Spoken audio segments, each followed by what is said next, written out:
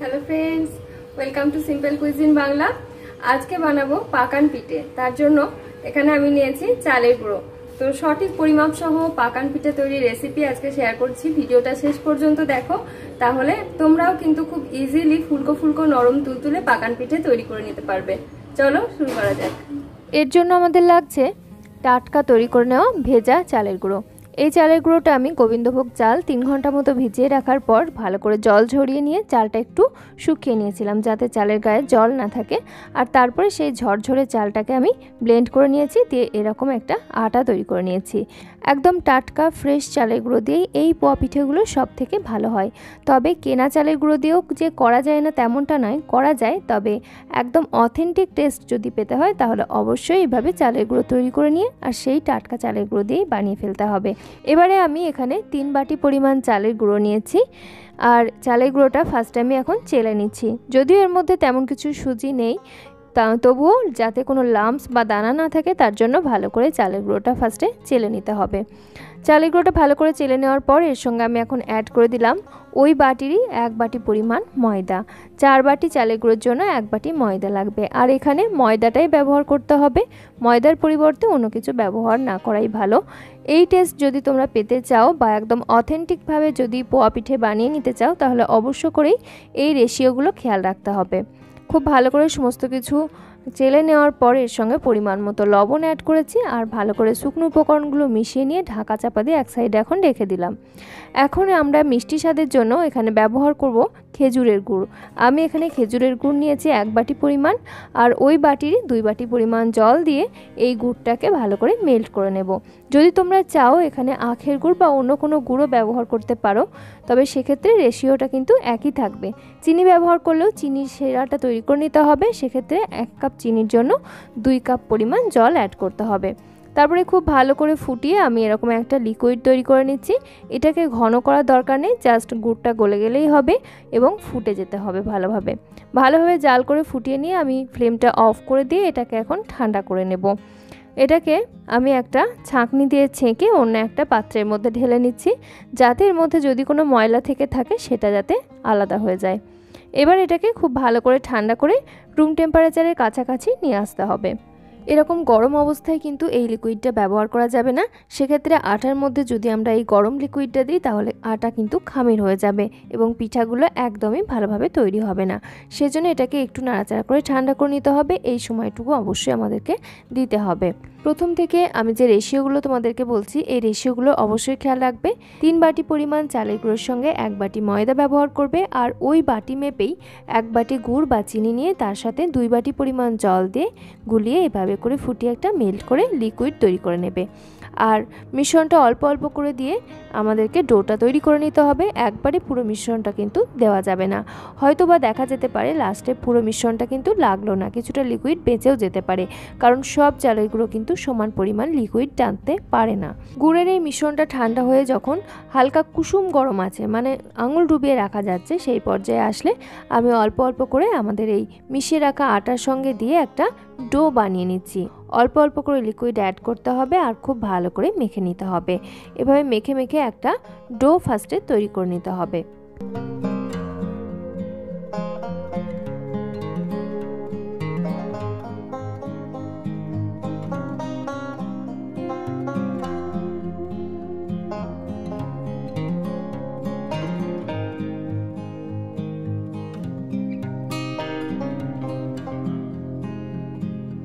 আটার এই ডোটা যত ভালো করে সময় নিয়ে হাত দিয়ে চেপে মথে তৈরি করে নেবে, ঠিক ততই ভালো কিন্তু পাকান পিঠেগুলো তৈরি হবে। একেবারে লিকুইড দিয়ে একদম পাতলা ডো কিন্তু একেবারে বানিয়ে ফেললে হবে না, সেক্ষেত্রে পিঠাগুলো কিন্তু ফুলকোও হবে না এবং নরমও হবে না। এই টিপসগুলো অবশ্যই তোমরা খেয়াল রাখবে। মিনিট 5-7 ধরে আমি এই ডোটাকে খুব ভালো করে মথে নিচ্ছি। যেমনভাবে আমরা ময়দার রুটি পরোটা বানাই ঠিক সেইভাবেই কিন্তু এই ডোটাকে মথে নিতে হবে। আর মিনিট 5-7 ধরে মথে নেওয়ার পর অল্প অল্প করে লিকুইড দিয়ে আমরা এটাকে তরলে পরিণত করব।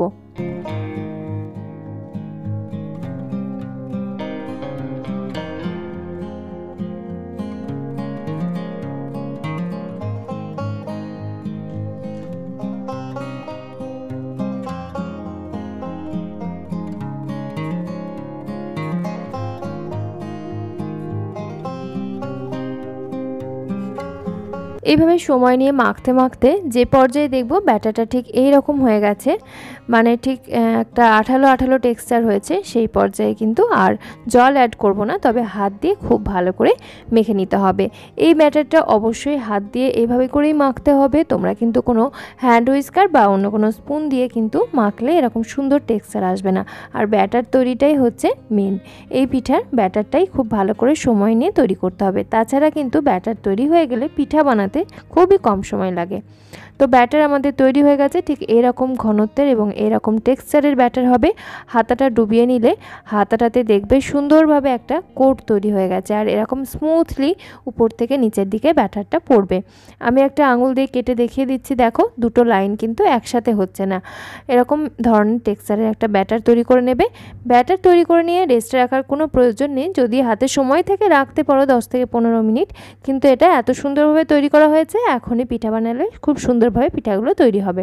আর আমার এখানে ব্যাটার তৈরি করার জন্য পুরো লিকুইডটা কিন্তু লাগলো না, প্রায় হাফ কাপের মতো লিকুইড আমার বেঁচে গেছে। এটা আর কিন্তু অ্যাড করা যাবে না, এটা অ্যাড করলে ব্যাটারটা পাতলা হয়ে যাবে। এই লিকুইডটা আমি পরবর্তীতে যখন গমের আটা রুটি বানাবো তখন ইউজ করে নেব। সেরকম করে রুটিগুলো কিন্তু বেশ মিষ্টি হয় আর খেতে ভীষণই ভালো লাগে, সাইডে আর তেমন কিছু লাগে না। এদিকে কড়াইতে আমি বেশ খানিকটা রিফাইন্ড অয়েল নিয়েছি, আর তেলটা বেশ ভালো করে গরম করে নিতে হবে। এরকম মোটা তলযুক্ত কড়াই নিতে চেষ্টা করবে, লোহার কড়াই হলে সব থেকে ভালো হয়। কড়াইটা ভালো করে গরম হয়ে গেলে তারপরেই তেল কিন্তু দেবে, আর তেলটা বেশ ভালো করে গরম হয়ে গেলে তারপর ফ্লেমটা করে দেবে মিডিয়ামে। মিডিয়াম আঁচে পিঠাগুলো ভেজে নিতে হবে। পিঠা ভাজার সময় ফ্লেমটা কমানো বাড়ানো কিন্তু করা যাবে না, তাহলে পিঠাতে খুব সুন্দর কালারটা আসবে না। এরপরে ব্যাটার অ্যাড করার আগে আমি হাতা দিয়ে খুব ভালো করে লিকুইডটা একবার ঘুরিয়ে নিলাম, আর তারপরে এক হাতা ব্যাটার নিয়ে আমি তেলের মধ্যে ছেড়ে দিলাম। ফ্লেমটা অবশ্যই রাখতে হবে মিডিয়ামে। আমার দেখছো এখানে ফ্লেম রয়েছে মিডিয়ামে, আর পিঠাটা খুব সুন্দরভাবে ফুলে উঠেছে। ফুলে উঠলে তারপরে একটা ছান্তা দিয়ে বা একটা ঝাঁঝরি দিয়ে এরকম বা একটা খুন্তি দিয়ে এরকম তেলটা পিঠার গায়ে দিয়ে নেবে, তাতে করে উপরের সাইডটাও কিন্তু কুক হতে থাকবে। নিচের সাইডটাতে যেমন সুন্দর কালার আসতে শুরু করবে, ঠিক সেরকম উপরের সাইডটাও কুক হতে থাকবে এবং ফুলকো ফুলকোভাবে পোয়া পিঠেগুলো তৈরি হবে। এরপরে উল্টে নিচ্ছি, যখন দেখা যাচ্ছে নিচের সাইডে সুন্দর কালার চলে এসছে তখন উল্টে নিতে হবে। খুব সাবধানে উল্টাবে, কারণ পিঠাগুলো না একটু ফুলে উঠলে একটু ভারী মতো হয়ে যায়, তেল কিন্তু টানে না। তাছাড়া যেহেতু চালের গুঁড়ো ব্যবহার করা হয়েছে সেজন্য এটা একটু ভারী টাইপের হয়, ওজন্য একটু সাবধানে উল্টাবে যাতে গায়ে তেল ছিটে না লাগে। তারপরে উল্টে নেওয়ার পর অপেক্ষা করতে হবে প্রায় 30 সেকেন্ডস মতো। এক একটা পিঠা ভাজতে আমাদের সময় লেগেছে 1 মিনিট করে। প্রথমে নিচের সাইডটা মানে যে সাইডটা দেওয়া হচ্ছে এই সাইডটা ভেসে উঠতে পুরোপুরিভাবে টাইম লাগছে 35 সেকেন্ডের মতো, আর তারপরে বাকি 30 সেকেন্ড মতো বা 25 সেকেন্ড মতো দিলেই কিন্তু নিচের সাইডটা ভালো করে রেডি হয়ে যাচ্ছে। তৈরি হয়ে গেলো একটা পোয়া পিঠে, এটাকে আমি তেল থেকে তুলে নিলাম। আর আবারও একই রকমভাবে আমি ব্যাটার দিচ্ছি, তোমাদেরকে আবারও বোঝার সুবিধার জন্য একটা দিয়ে দেখাচ্ছি। হাতা দিয়ে এভাবে করে ব্যাটারটা দিয়ে নিলাম, আর ফ্লেম রেখেছি মিডিয়ামে। আর একটা সাইড হয়ে উঠে যখন ফুলে উঠবে পিঠাটা, তেল থেকে ভেসে উঠতে শুরু করবে, সেই পর্যায়ে খুন্তি দিয়ে বা ঝাঁঝরি দিয়ে এইভাবে তেলটা পিঠার গায়ে দিয়ে নেবে, তাতে করে পিঠাটা উপরের সাইডটাও কুক হতে থাকবে এবং সুন্দরভাবে ফুলে উঠবে, আর কালারটাও হবে খুব সুন্দর চারিদিক থেকে। যখন দেখবে পুরোপুরিভাবে ভেসে উঠেছে সেই পর্যায়ে পিঠাটাকে উল্টে নেবে। অতি সাবধানে উল্টাতে হবে, এখানে একটু সাবধানতা অবলম্বন করতেই হবে। আর তারপরে পিঠাটাকে অতি সাবধানে আমি উল্টে নিলাম, আর 25 সেকেন্ড মতো অপেক্ষা করলেই নিচের সাইডটা হয়ে যাবে। একটা দুটো ভাজতে ভাজতে দেখবে নিজের থেকে আইডিয়া চলে আসবে, তোমরা খুব সুন্দরভাবে তৈরি করে নিতে পারবে। তাহলে A to Z টিপস আমি যেগুলো তোমাদের সঙ্গে প্রথম থেকে শেষ পর্যন্ত দেখালাম, সমস্ত কিছু টিপস খেয়াল রেখে যদি পোয়া পিঠে বানাও তাহলে যে কেউ কিন্তু খুব ইজিলি নরম তুলতুলে ফুলকো ফুলকো পোয়া পিঠে নিজের হাতে বানিয়ে ফেলতে পারবে। আর এই পিঠাগুলো যারা খেয়েছো তারা খুব ভালো করে জানো এর স্বাদের সঙ্গে কোনো কিছুর তুলনা হয় না, এর স্বাদ একটা আলাদাই। বর্ষাকালে সাধারণত আমরা এই ধরনের পিঠা বানিয়ে থাকি, খেতে ভীষণই ভালো লাগে। সবগুলো পিঠে আমার বানিয়ে নেওয়া হয়ে গেছে, এখন পরিবেশন করে নিচ্ছি। শেষে একটা পিঠে আমি ভেঙে দেখাবো ভিতরটা ঠিক কেমন হয়েছে আর কতটা নরম হয়েছে কিংবা শক্ত হয়েছে। যারা ভিডিওটা দেখতে দেখতে এই পর্যন্ত এসে পৌঁছেছো, আশা করবো তাদের ভিডিওটা একটু হলেও ভালো লেগেছে। যদি ভিডিওটা ভালো লাগে, কোনো কিছু শিক্ষণীয় মনে হয়, তাহলে অতি অবশ্যই আমার channel simple cuisine Bangla subscribe করে সঙ্গে থেকো। একটা কমেন্ট করে যেও তোমার ঠিক কেমন লেগেছে, আর অবশ্যই একটা ছোট্ট করে লাইক দিও। তোমাদের করা এক একটা লাইক এবং কমেন্ট আমাকে ভীষণভাবে মোটিভেট মোটিভেট করে, নেক্সট ভিডিও বানানোর উৎসাহ যোগায়। আর অবশ্যই সাবস্ক্রাইব করে রেখো পরবর্তী ভিডিওর জন্য। দেখো একটা ভেঙে দেখিয়ে দিচ্ছি কেমন ভিতরটা জালিদার হয়েছে আর তেমনই তুলোর মতো নরম হয়েছে। এগুলো 2 থেকে 3 দিন পর্যন্ত অনায়াসেই বাইরে রুম টেম্পারেচারে রেখে খাওয়া যায়। আর ফ্রিজে রাখলে এটা প্রায় 15 থেকে 20 দিন মতো ভালো থাকে। ফ্রিজ থেকে বের করে মাইক্রোওভেনে জাস্ট 20 সেকেন্ড দিলেই সুন্দরভাবে গরম হয়ে যায়। আর এমনি রুম টেম্পারেচারে আসলে তারপরে কিছু সময় পরে খেতে পারো। আশা করছি ভিডিওটা ভালোই লেগেছে। তৈরি হয়ে গেল নরম তুলতুলে একদম জালিদার পোয়া পিঠে বা পাকান পিঠে। তো পুরো রেসিপিটা ডিটেলে তোমাদের সঙ্গে শেয়ার করলাম। ভিডিওটা দেখে জানিও তোমাদের কেমন লেগেছে। ভিডিওটা ভালো লাগলে অবশ্যই লাইক, কমেন্ট, শেয়ার এবং সাবস্ক্রাইব করে আমাদের চ্যানেল সিম্পল কুইজিন বাংলার সঙ্গে থেকো। আজকের মতো এখানেই বিদায় নিচ্ছি। ফিরে আসছি খুব তাড়াতাড়ি পরবর্তী নতুন রেসিপি নিয়ে। সকলে খুব ভালো থেকো, সুস্থ থেকো। ধন্যবাদ।